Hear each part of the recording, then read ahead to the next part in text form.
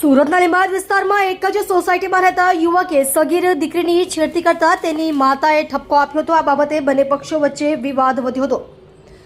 લીંબાયત પોલીસે હત્યા અને છેડતીનો ગુનો નોંધીને મુખ્ય આરોપીઓ સહિત કુલ 5 શખ્સોની ધરપકડ કરી છે. તપાસના ભાગરૂપે પોલીસે આરોપીઓને ઘટનાસ્થળે લઈ જઈ આખા ગુનાનું રિકન્સ્ટ્રક્શન કર્યું હતું, જેમાં ઘટનામાં એક વ્યક્તિનું પહેલા જ મૃત્યુ થઈ ગયું હતું અને આજે બીજા ઇજાગ્રસ્ત વ્યક્તિનું પણ મૃત્યુ નીપજ્યું હતું.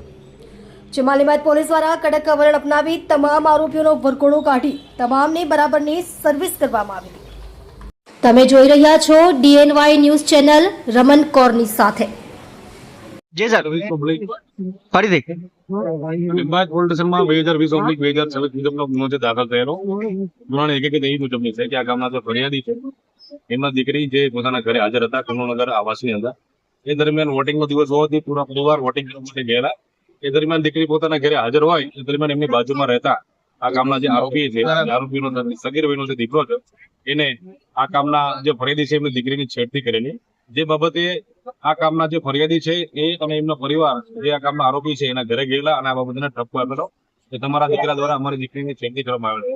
જે બાબતે બંને પક્ષ વચ્ચે રકાઝકી થતા અને બંને પક્ષ વચ્ચે ઝઘડો થઈ ગયેલો.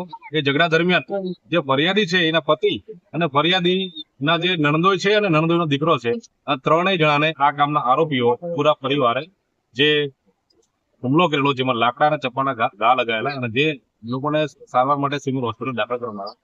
જ્યાં સારવાર દરમિયાન જે ફરિયાદી છે એમના પતિનું અવસાન થયેલ અને સારવાર દરમિયાન જે એમના નણંદોઈના દીકરા છે ઇરફાન, એનું પણ અવસાન થયેલ. આ બનાવમાં ટોટલ 2 હત્યાના બનાવવામાં આવેલ છે અને આ કામના આરોપીઓની ધરપકડ કરવામાં આવે છે અને આ રોજ રિકન્સ્ટ્રક્શન બતાવવામાં આવે છે.